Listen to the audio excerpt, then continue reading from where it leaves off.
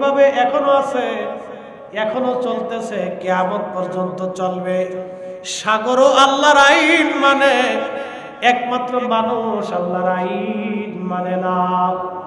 চাঁদে আল্লাহর আইন মানে, জমিন আল্লাহর আইন মানে, বাতাস আল্লাহর আইন মানে, সূর্য আল্লাহর আইন মানে, আবহাওয়া আল্লাহর আইন মানে, একমাত্র মানুষ আল্লাহর আইন মানে না। আমরাই শুধু আল্লাহকে ওভারটেক করি, ডাইভার্ট করি, আল্লাহর আইনকে উপেক্ষা করি। শুনিয়া যান সিফাতুলিবাসী মুসা আলাইহিস সালাম রওনা করলেন ইউসুফ ইবনে নূনকে নিয়া, সাথে মাছকে ভাজি করলেন, রওনা হয়ে গেলেন। দুই নদীর মিলনস্থান, মস্ত বড় একটা পাথর, এই পাথরে মাথা রেখে মুসা আলাইহিস সালাম ক্লান্তি তার কারণে ঘুমিয়ে পড়লেন। ইউসুফ ইবনে নূন দেখতেছে মাছটা জিন্দা হয়ে লাফাইয়া লাফাইয়া সাগরের মধ্যে চলে যায়। আল্লাহু আকবার। আর একটা বর্ণনা আসছে, যেই পাথরে মুসা আলাইহিস সালাম মাথা হেলানো দিয়ে ঘুমিয়েছিলেন, ওই পাথরের ভিতরে একটা প্রস্রবণ ছিল, পানির ফোয়ারা। ওই পানির একটা বরকত ছিল। ওই পানি কোনো মূর্তার উপরে, মরা কোনো বস্তুর উপরে পড়লে ওই বস্তুটা জিন্দা হইয়া চলে যাইত, মরাটা জিন্দা হয়ে যাইত। সেই প্রস্রবণ ইমাম ইবনে কাসির আল বেদায়ের মধ্যে লিখতেছেন, ওই প্রস্রবণের কারণে মরা জিন্দা হয়ে যায়। তো ওই পানিটা এসে মাছের গায়ে লাগলো, মাছ জিন্দা হয়ে লাফাইয়া লাফাইয়া চলে গেল। এটা আল্লাহর কুদরত। হযরত ইউসুফ ভুলে গেলেন, মুসা আলাইহিস সালামকে নিয়ে রওনা। আরো একদিন এক রাত পথ চলেছে, বিরাট বড় ক্ষুধা লেগে গেল মুসা আলাইহিস সালামের। আল্লাহরই পয়গম্বর ডাক দিয়ে বলেন, ইউসুফ রে, ভাজা মাছ ছিল, ক্ষুধা লেগেছে, দাও খেতে বসি। আল্লাহর বান্দা নবী ইউসুফ ইবনে নূন ডাক দিয়ে বলেন, নবী গো, শয়তান আমারে ভুলিয়ে দিয়েছে, আমার মনেই নাই। আপনি যেখানে পাথরের উপরে মাথা রেখে ঘুমান, দুই নদীর মিলন স্থানে, ওইখানে ভাজা মাছটা জিন্দা হয়ে লাফাইয়া লাফাইয়া চলে গেছে। মুসা কালিমুল্লাহ আলাইহিস সালাম ডাক দিয়ে বলেন, ইউসুফ ইবনে নূন রে, করছো কি? ওই জায়গার সন্ধান আমি করতেছিলাম। আবার তারা একদিন এক রাত অতিক্রম করে এই জায়গা আসার পরে দেখলেন একজন আল্লাহর বান্দা সবুজ চাদর মোড়া দিয়া, সবুজ চাদরের বিছানা বিছাইয়া মোড়া দিয়া, ওই পাথরেই চাদর মোড়া দিয়ে আল্লাহর বান্দা শুয়ে আছে। মুসা আলাইহিস সালাম যা সালাম দিলেন, আসসালামু আলাইকুম ওয়া রাহমাতুল্লাহ। খিজির আলাইহিস সালাম চাদরের ভিতর থেকে বললেন, এই দেশে কি সালামের প্রচলন আসেনি? বলতেছে হ্যাঁ। বলে আপনি কে? বলে আমি মুসা। তখন হযরত খিজির বলেন, আপনি বনি ইসরাইলের নবী মুসা? বলে হ্যাঁ। কি জন্য আপনি আমার কাছে আসছেন? বলে আমার রব আপনার কাছে আমাকে পাঠাইছে, আপনার কাছে একটা বিশেষ জ্ঞান এলেম আছে, ওই এলেমটা আমি জানার জন্য আসছি। খিজির আলাইহিস সালাম ডাক দিয়ে বলেন, আপনি সবর করতে পারবেন না, ধৈর্য ধরতে পারবেন না। এলেমটা আমার কাছে যে এলেম আছে সেটা আপনার কাছে নাই, আপনার কাছে যেটা আছে সেটা আমার কাছে নাই। আপনি যেই বিদ্যা শেখার জন্য আসছেন, এই বিদ্যা শেখার জন্য আপনার ধৈর্য ধরতে পারবেন না। মুসা আলাইহিস সালাম বলেন, ইনশাআল্লাহু মিনাস সাবিরিন, আল্লাহ চাহে তো আমি ধৈর্য ধারণকারীদের অন্তর্ভুক্ত হব, আপনি আমারে রাখেন।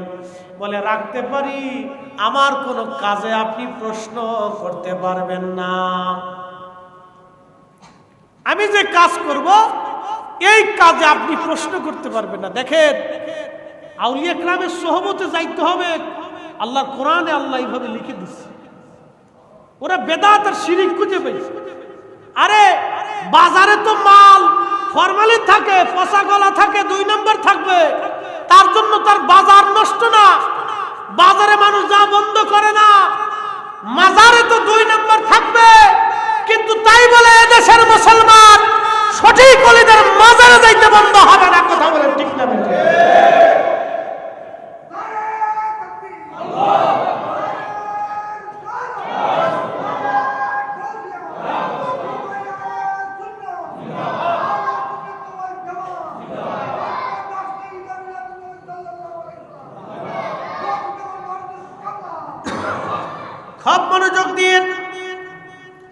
বাজারে 2 নম্বর মাল আছে, দোকানদারও আছে 2 নম্বর, সব দোকানদার 1 নম্বর তা কিন্তু না, মাল 1 নম্বর সপ্তাহ না, 2 নম্বর 3 নম্বরও আছে।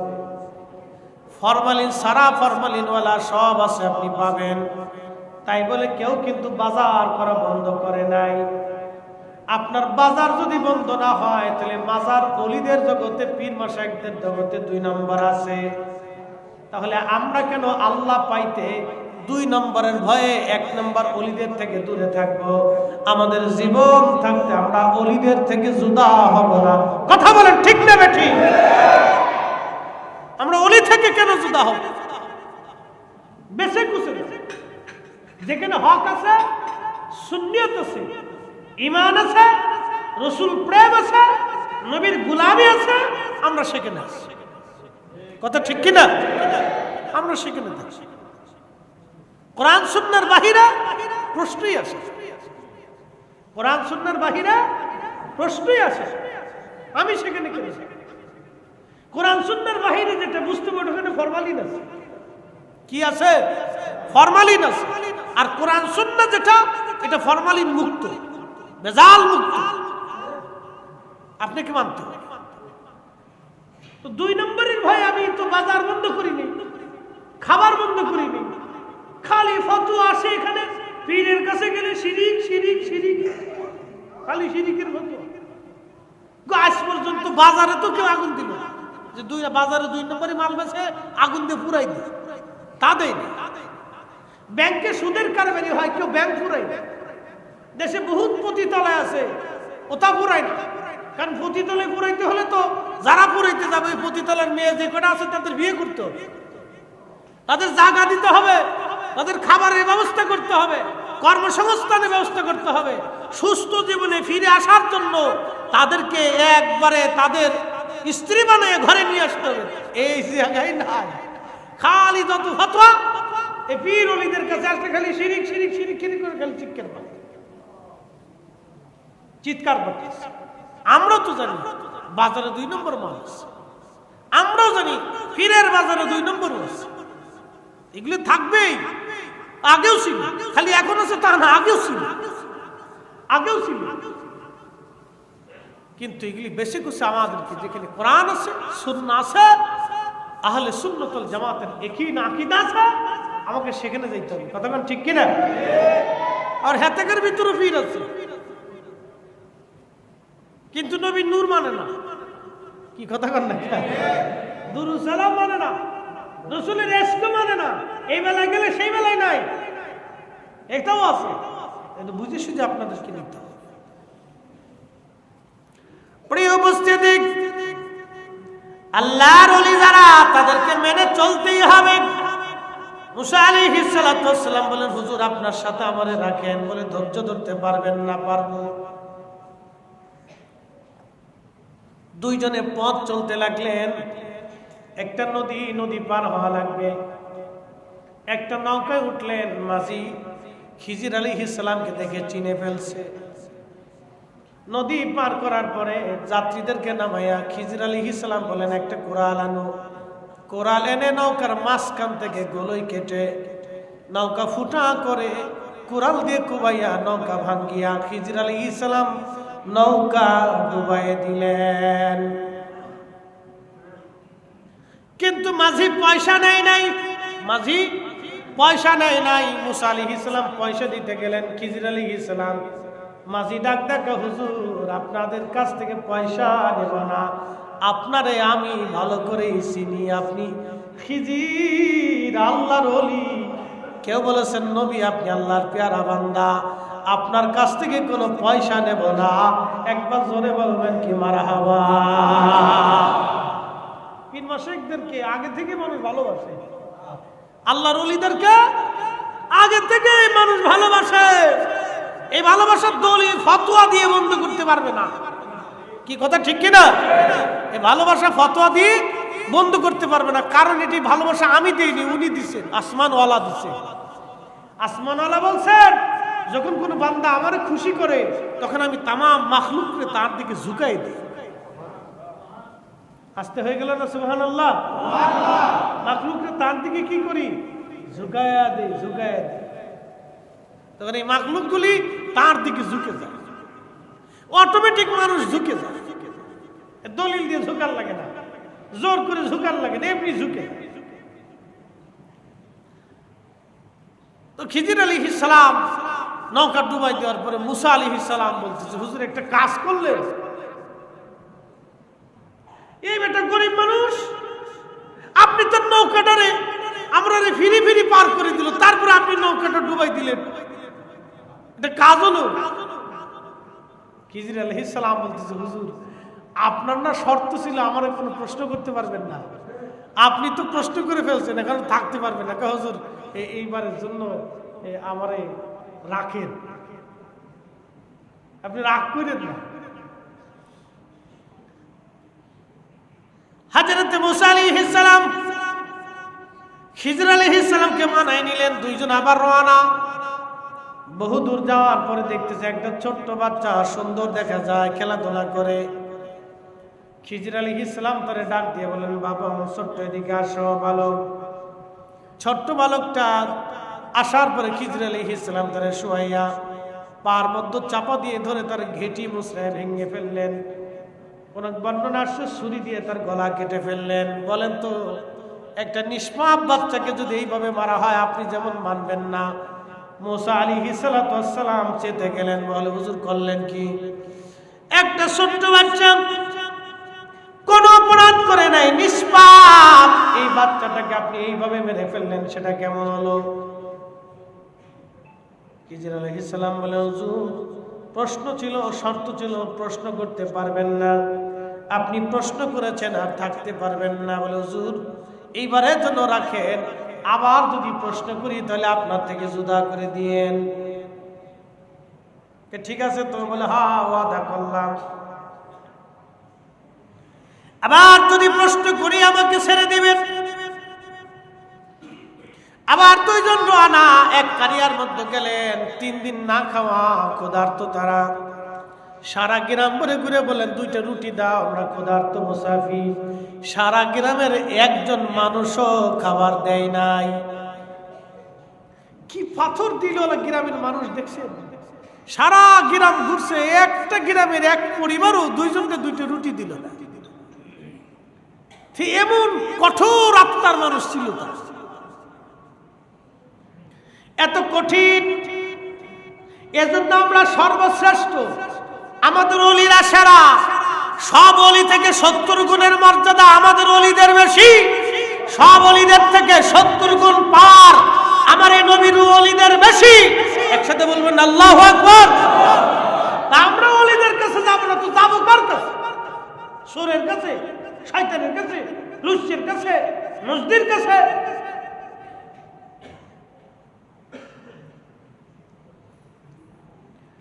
বন্ধু আমার, হযরতে খিজির আলাইহিস সালাম মুসা আলাইহিস সালাম বের হতে লাগলেন। দেখতেছে একটা দেওয়াল ভেঙে ভেঙে যায়, একটা বাড়ির দেওয়াল ভেঙে ভেঙে যায়। মুসা আলাইহিস সালামকে খিজির আলাইহিস সালাম বললেন, হুজুর আসেন দেওয়ালটা ভালো করে নির্মাণ করে দেই। পাথর এনে, মাটি এনে, পানি এনে সুন্দর করে সারাদিন তারা নির্মাণ করছে, বিরাট কষ্ট হয়েছে। সন্ধ্যাবেলা মুসা আলাইহিস সালাম ডাক দেখে, হুজুর একটা কাজ হইল, এই গ্রামের একটা মানুষ আপনার একটাও রুটি দিল না, আপনি বের হওয়ার সময় গ্রামের মানুষের দেওয়াল নির্মাণ করে দিলেন, একটা কি কাজ হলো? বিরাট ক্ষুধা লাগছে।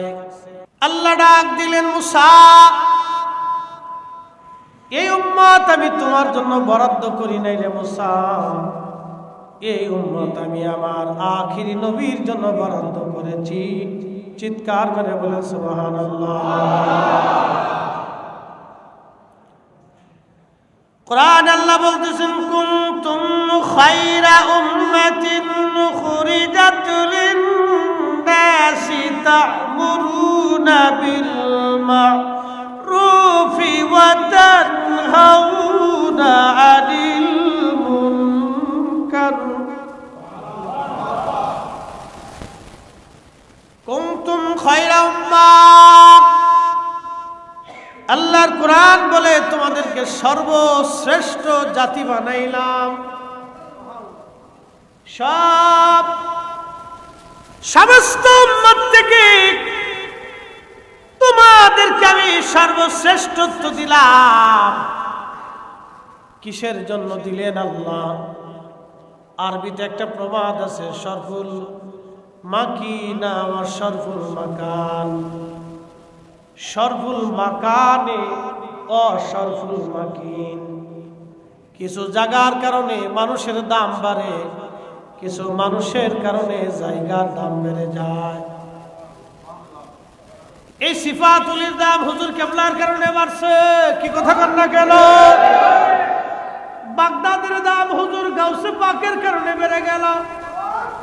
মদিনাতুল মুনওয়ারার দাম আমার নবীর কারণে বাড়ছে, আমাদের দাম নবীর কারণে বাড়ছে। কথা বলেন ঠিক কিনা? আমাদের মর্যাদা আল্লাহ আমার রসুলের কারণে আমাদের বাড়াই দিলেন। যদি নবীকে জিন জাতির মধ্যে পাঠাইতেন আমাদের 4 পয়সা মূল্য ছিল না। যদি ফেরেশতা জাতির মধ্যে নবীরে পাঠাইতেন আমাদের 4 পয়সা দাম ছিল না। খায়রা উম্মাতিন কুনতুম খায়রা উম্মাতিন উম্মাহ, তোমরা শ্রেষ্ঠ জাতি। আদম সফিউল্লাহ থেকে ঈসা রুহুল্লাহ পর্যন্ত যত জাতি পৃথিবীতে আসলো কাউকে আল্লাহ কুনতুম খায়রা উম্মাহ বলেন নাই, আমাদেরকে আল্লাহ বললেন। মুসা আলাইহিস সালাম আল্লাহ বলেন, মুসা এই উম্মত তোমার জন্য বরাদ্দ না, এটা আমার আখিরি নবীর জন্য বরাদ্দ।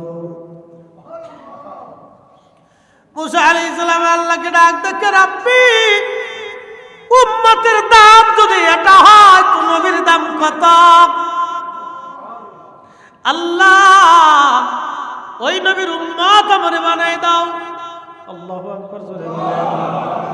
কোরআন বলতেছে, ওয়াইদ আখাযাল্লাহু মিসাকান নাবিয়্যিনা লামা আতাইতুকুম মিন কিতাবিন ওয়া হিকমাতিন সুম্মা জাআকুম রাসূলুম মুসাদ্দিকুন লিমা মাআকুম লা তুমিনুন্না বিহি।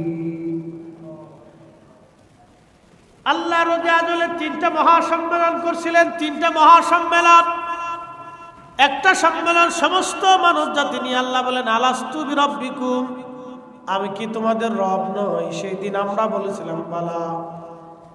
আর একটা সম্মেলন আমাদেরকে বানানোর আগে ফেরেশতা জাতি নিয়ে, وَإِذْ قَالَ رَبُّكَ لِلْمَلَائِكَةِ إِنِّي جَاعِلٌ فِي الْأَرْضِ خَلِيفَةً। মানব জাতি প্রতিনিধি খলিফা আমি আল্লাহ দুনিয়ার মধ্যে পাঠাবো। খলিফা খলিফা খলিফা। এখন প্রশ্ন করেন তো, আমরা কি আল্লাহর খলিফা হতে পারছি? খলিফা কি জুতা চুরি করবে? খলিফা কি মিথ্যা বলবে? খলিফা কি মানব ঠকাবে? খলিফা কি নামাজ ছাড়বে? খলিফা কি রোজা ছাড়বে? খলিফা কি হজ ছাড়বে? খলিফা কি যাকাত ছাড়বে? খলিফা কি রাসূল থেকে দূরে থাকবে? সুন্নতের আমল থেকে দূরে থাকবে? নবীর কদমের গোলামি কি করবে না? এরা খলিফা হতে পারে না। খলিফা ছিলেন হুজুর গাউসে পাক, হুজুর মহিউদ্দিন আব্দুল কাদের জিলানী, হুজুর গাউসে পাক খাজা বাবা আজমিরি, দাতাগঞ্জে বাক্স হযরতে বাহাউদ্দিন নাসরুল বুখারী, মুজাদ্দিদ আল ফিসানি, 12 আউলিয়া, বদর শাহ আউলিয়া, 360 আউলিয়া। ওলিরা হলো আল্লাহর দেওয়া জমিনের খলিফা। কথা বলেন ঠিক না বেটে?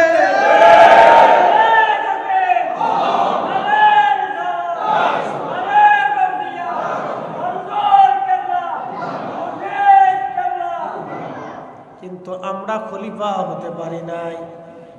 খলিফা যোগ্যতা আমাদের নাই। খলিফার মতো খলিফা আমরা হতে পারিনি। আল্লাহর প্রতিনিধি। এটা একটা সম্মেলন ছিল আল্লাহ। আর একটা সম্মেলন আল্লাহ করলেন সমস্ত নবীদেরকে নিয়ে। সমস্ত নবীদেরকে নিয়ে আল্লাহর একটা সম্মেলন করলেন।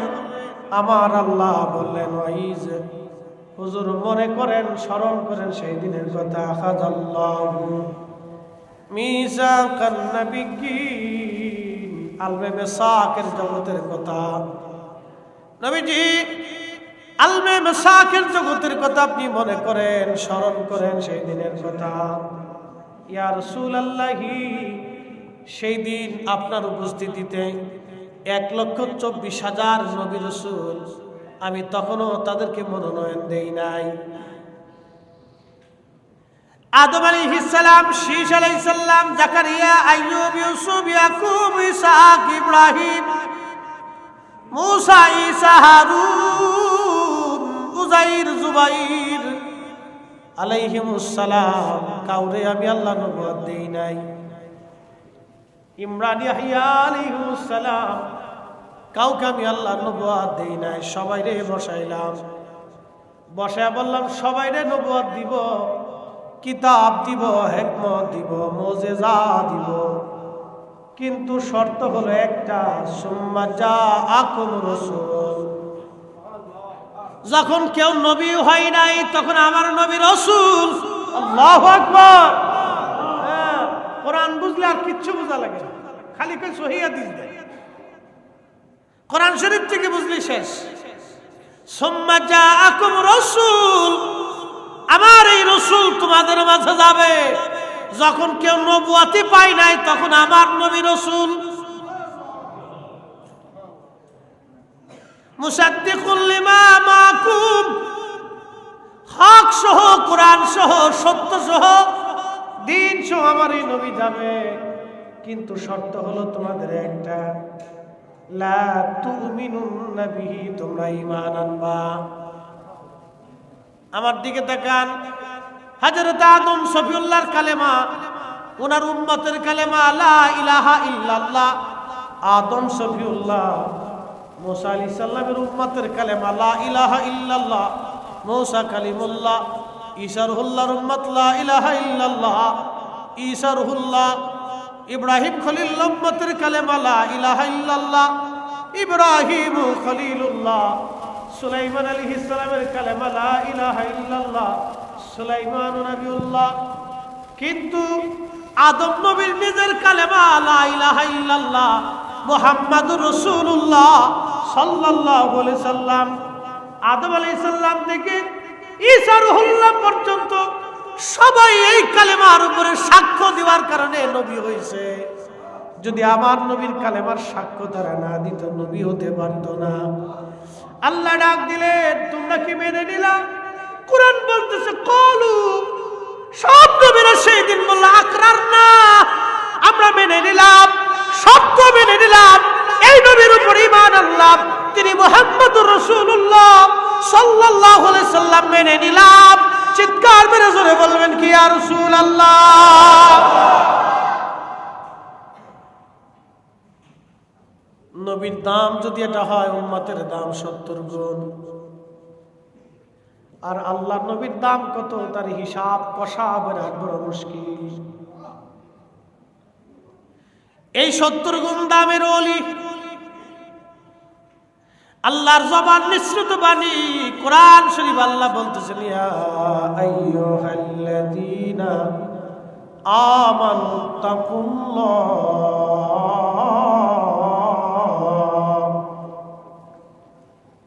আমানুত্তাকুল্লাহ ওয়া কুনু মা'আস সাদিকিন।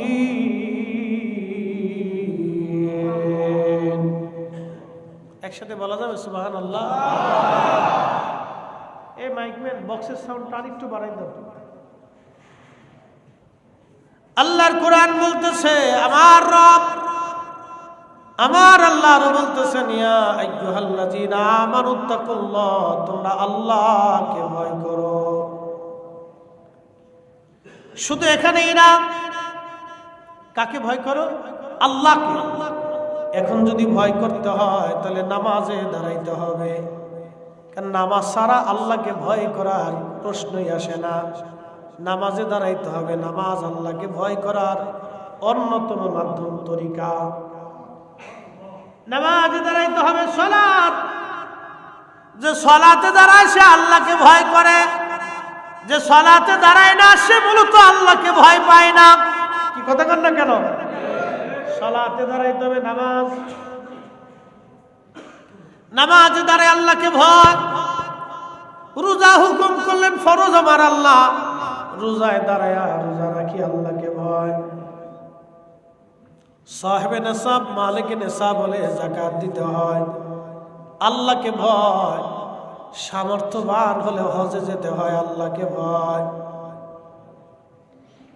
আল্লাহর যত আইন আছে, আল্লাহর যত বিধান আছে সবগুলি মেনে নিয়ে আল্লাহকে ভয় করা লাগে।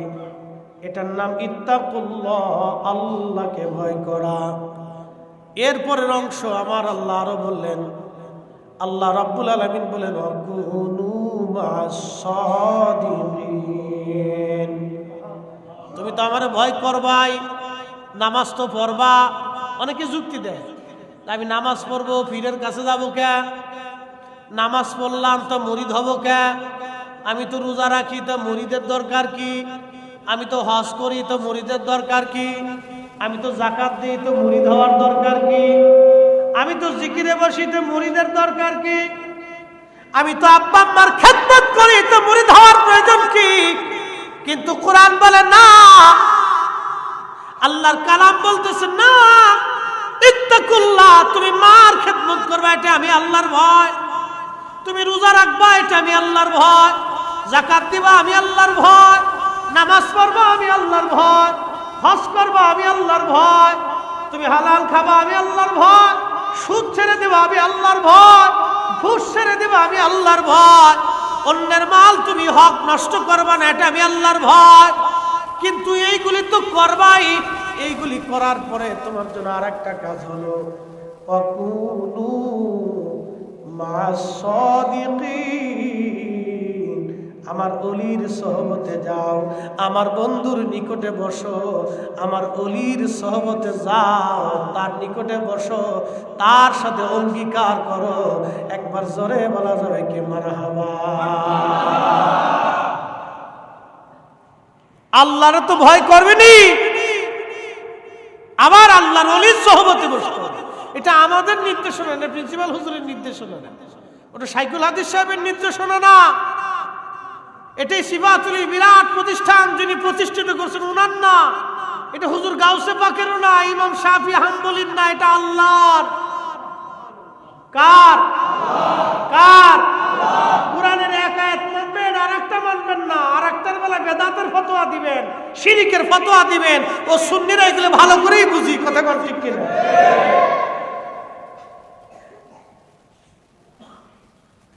কোরআন শরীফের একটা দিক মানবেন আর একটা মানবেন না, তা হবে না। এই জন্য আল্লাহর ওলিদের বায়াত আজকে থেকে না, ইসলামের সাহাবা ইকরামের পর থেকে অনেকে বলে সাহাবীরা কার কাছে মুরিদ ছিল? সাহাবীরা সরাসরি আল্লাহর নবীর কাছে মুরিদ ছিল, ঠিক কি না? সাহাবীরা সরাসরি রাসূলের মতো এত বড় পীর, এত বড় মুর্শিদ, আল্লাহু আকবার। তাওহীদেরই মুর্শিদ আমার মুহাম্মাদের নাম, মুর্শিদ মুহাম্মাদের নাম, ওই নাম জপলেই বুঝতেই পারি, ওই নাম জপলেই বুঝতেই পারি, খোদারি কালাম মুর্শিদ মুহাম্মাদের নাম। আমার নবীর মতো মুর্শিদ আর নাই, কথা বলেন, আমার নবীর মতো মুর্শিদ নাই। সাহাবীরা ওই মুর্শিদের কাছে বায়াত ছিল, পৃথিবীর শ্রেষ্ঠ মুর্শিদ, পৃথিবীর শ্রেষ্ঠ মুর্শিদের কাছে সাহাবীরা বায়াত। এই জন্য কোন সাহাবী আর কারো কাছে বায়াত হওয়া লাগে নাই। এত বড় মুর্শিদ বাদ দিয়া অন্য মুর্শিদের কাছে যাওয়া যাবে না, নবীর চাইতে বড় মুর্শিদ আর নাই। এই জন্য আমার নবীর সাহাবীরা ওই মুর্শিদের কাছে তারা বায়াত ছিল। এমন বায়াত, এমন অঙ্গীকার ওই মুর্শিদের কাছে করেছিল, নিজের জীবন, যৌবন, মাল, সামানা, সন্তান সন্ততি সব আল্লাহ রাহে কুরবানি করে দিছে। ওই মুর্শিদের কদমে, আমার নবীর কদমে সাহাবীরা কুরবানি হয়ে গেছে। এই জন্য এই মুর্শিদের মতো দামি মুর্শিদ আর সৃষ্টি জগতে নাই। এই জন্য সাহাবীরা সরাসরি নবীর মুরিদ, আর তাবিঈন তাবে তাবিঈন এরা ছিলেন তৎকালীন জমানার বিশ্ববিখ্যাত ওলি এবং উলামাদের কাছে মুরিদ। তারা তাদের কাছে বায়াত ছিলেন। বায়াত কি? সিফাতুল কামিল মাদ্রাসায় ভর্তি হওয়ার জন্য একটা রেজুলেশন আছে, ভর্তির ফরম। এই ভর্তির ফরম পূরণ করিয়া তারপরে নিচে শর্তাবলী থাকে, আমি প্রতিষ্ঠানের সমস্ত আইন কানুন নিয়ম নীতি শৃঙ্খলা মানিয়া চলিব। নিচে ছাত্রের সিগনেচার, অভিভাবকের সিগনেচার, আমি এই প্রতিষ্ঠানের সব কিছু মানিয়া নিয়া নিয়ম শৃঙ্খলা মানি আমার ছেলেরে ভর্তি করাইলাম। মারহাবা বলবেন না? ওই যে ছাত্র সিফাতুল কামিল মাদ্রাসায় ভর্তি হলো, এটাই তার বায়াত, এটাই তার অঙ্গীকার। আর একজন মুর্শিদের কাছে যখন মুরিদ আসে, একজন শাইখের কাছে যখন মুরিদ আসে, একজন ওলির কাছে যখন মুরিদ আসে, তখন ওলি মুরিদরে বায়াত করায় যে এই শর্তগুলি আল্লাহ এবং তার নবীর তরিকায় চলার জন্য, আল্লাহর আইন নবীর সুন্নাতের পথে চলার জন্য ওলিদের কাছে সাধারণ মানুষ বায়াত নেয়। কতক্ষণ ঠিক কিনা? তবে বন্ডসন্ড আছে। কি আছে? বন্ডসন্ড আছে। একদল আছে মুরিদ করে কিন্তু নামাজ পড়ে না। ওই আমাদের ওই শরীয়তপুরে একটা আছে, নাম করলাম না, এটা নাম বললো ঘৃণা করে। ওরা হিন্দু না মুসলমান বোঝা যায় না। একবারে সামনের উপরে যে আসন মাসন সাজাইয়া কি করে না করে বেড়া বেড়ি একসাথে, লজ্জা শরম, কুত্তা দেখলে ওদেরকে শরম পায় যে তোরা মানুষ হইলি। হ্যাঁ, আর একদল আছে প্রত্যেক মাজারে মাজারে ওর মোজ দাড়ি কোনটা কোন দিকে গেছে ঠিক নাই, গোসল 1 মাস 6 মাসে নাই, শরীর থেকে দুর্গন্ধ আসতেছে, নামাজ রোজা কিচ্ছু নেই, খালি গাঁজা খায়। তো গাঁজা যদি তোর এত খাওয়া লাগে, তুই লালনের মাজারে যা, শাহপরানের মাজারে যাস কেন, শাহ মুস্তাফার মাজারে যাস কেন? তোর গাঁজা মাজা খাওয়ার যদি এত দরকার হয়, তাহলে কেন তুই ওই ঢাকা শহরের সেই গোলাপ শাহর মাজার বেশি নিস? তুই লালনের মাজারে চলে যা, ওখানে গোপেন গাঁজা খালি কেউ ধরবে না, নিষেধ করবে না। লালন নিজে গাঁজা খাইছে, ওর ভক্তবৃন্দদেরকে গাঁজা শিখাই দিয়ে গেছে। শাহপরান জীবনে গাঁজা খাই নাই, গাঁজার জন্য আসে নাই, দিন প্রতিষ্ঠিত করার জন্য এসেছিলেন। কথা বলে ঠিক না? আমরা সুন্নিরা এই সমস্ত মাজার পূজা শিরিক বেদাতের সাথে আমাদের কোনো সম্পর্ক নাই, কোনো সম্পর্ক। মানুষ আমাদেরকে ত্যাগ করে, আমরা বলি মাজার পূজা। এই সমস্ত আউল ফাউল মানুষের জন্য আজকে আপনি চিন্তা করেন, খান জাহান আলী রহমতুল্লাহ মাজারের পাশাপাশি গাঁজা খায়, এগুলির বাইরে গিয়ে মাজার শরীফ থেকে বের করে দিয়ে এই চক্রাকারের খাদেমগুলি সকালে একদল, দুপুরে আর একদল, রাত্রে আর একদল, চক্রাকারের খাদেম। এরা টাকা পয়সা নিয়ে বাড়ি গাড়ি করে একটা মাদ্রাসা বানায় না, এতিমখানা বানায় না, মিলাদুন নবীর মাহফিল দেয় না, তারপরে আপনার এই সোহাদা কারবালা মাহফিল দিবে না, এ সুন্নি কোনো মাদ্রাসা করবে না, সম্মেলন করবে না। এই সমস্ত খাদেম খুদ্দামরা মাজারে কেন্দ্র করে নিয়ে এলাকার প্রভাবশালী লোকেরা এই উরুসের নাম দিয়ে মহিলা পুরুষ আইনা গান বাজনা করে, গাঁজা মাজা বেচে কোটি কোটি টাকা তারা ব্যবসায়ী সিন্ডিকেট করে টাকা পয়সা ধান্দা করে। আমরা ওলিদের মাজার দিয়ে এই সমস্ত ব্যবসা বন্ধ করতে হবে। কথা বলে ঠিক কিনা? আমরা সুন্নিয়তের সাথে এগুলির কোনো সম্পর্ক অবশ্যই না, সুন্নিয়ত না দিন, কোনো কিছুর সাথে সম্পর্ক নেই। ওদের গাজার ব্যবসার দায়ভার আমরা নিতে যাব। মাজার শরীফে যে মাথা নিচু করে সে একবারে সেজদা দিয়ে পুরি দিচ্ছে, উঠে না, ওদের দায়ভার আমি নিতে যাব। ওরা ব্যবসা করে বাড়ি গাড়ি বানাইতেছে, এটার দায়ভার আমি কেন নিতে? আল্লাহর ওলিরা এসেছে জানেন, মাজার যারা ভাঙতেছে এটা তো না, মাজার পরিষ্কার করতে হবে। মাথায় উকুন পড়লে মাথা কাটা যায় না, জুব্বায় ময়লা লাগলে জুব্বা কেটে ফেলতে হয় না, এটা পরিষ্কার করতে হয়। কি কথা ঠিক কিনা?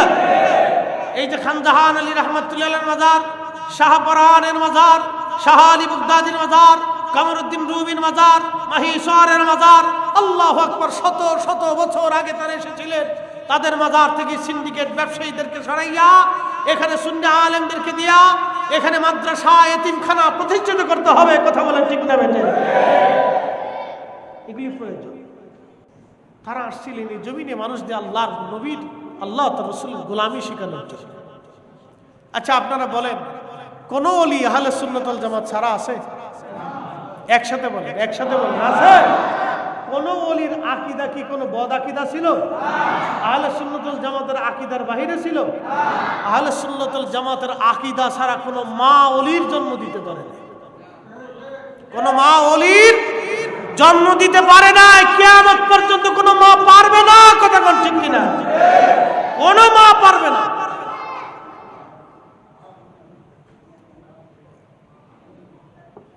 প্রিয় ভাইরা আমার, আমরা ওলিদেরকে মানি, তাদের বায়াত মানি, কিন্তু শর্ত আছে। এই যে হক্কানি ওলি যারা, পীর মাশায়েখ যারা, তারা মানুষদেরকে বায়াত করান, এই সিলসিলা আজকের না।